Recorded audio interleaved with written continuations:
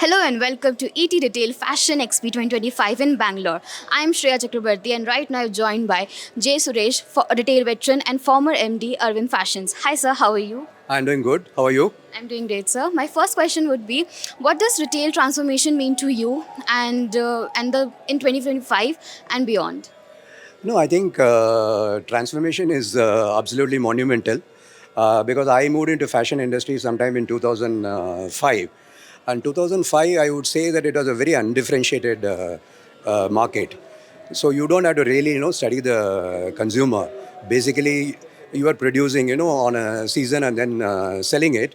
And I think the environment also helped because that's when the malls started coming up and e-commerce started coming up, and a lot of consumers lapped up, the new brands which are getting introduced in India. So it was a very, very different market in 2005 and I would say till 2019. And probably COVID changed all. If you really look before 2019, father and son may use the same dresses, mother and daughter will use the dresses interchangeably. But I don't think, that's going to happen today. Because market, I think, is very well segmented. Market was just catering to Gen X, I would say, which is 1965 to 1985, 1960 to 1985 born.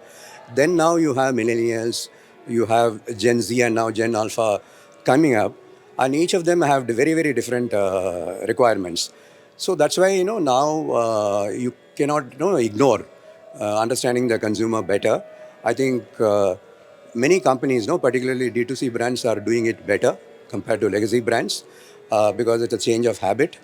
And I'm sure that legacy brands will get their act right and start watching the consumers and what they now call as a scrapping the websites, understand what they like, and then come with offering in line with that. Otherwise, it's going to be very difficult, for some of the brands if they follow the old way of doing things.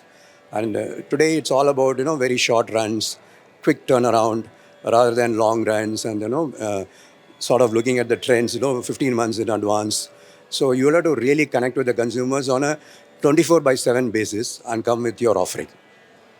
So as you mentioned, like market is moving towards the Gen Z and Gen X and something. So what is your views on how brands can connect with Gen Zs and millennials? No, I think it is all about watching the consumers much, much more closely.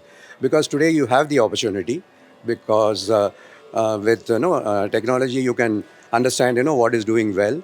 And I can give one example of, for example, Soul Store, which actually looked at the consumer and found that no animation and gaming is becoming big, and they had offering which had animation prints, which really helped, which is completely different from the way a normal legacy brand will do things.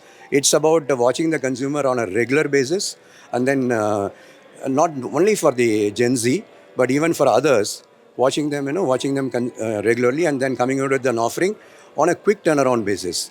We today cannot have a go-to market of 15 months and 18 months, which used to be the norm in this industry in the past. We need to turn around. We have brands like Sheen turning around in a week's time.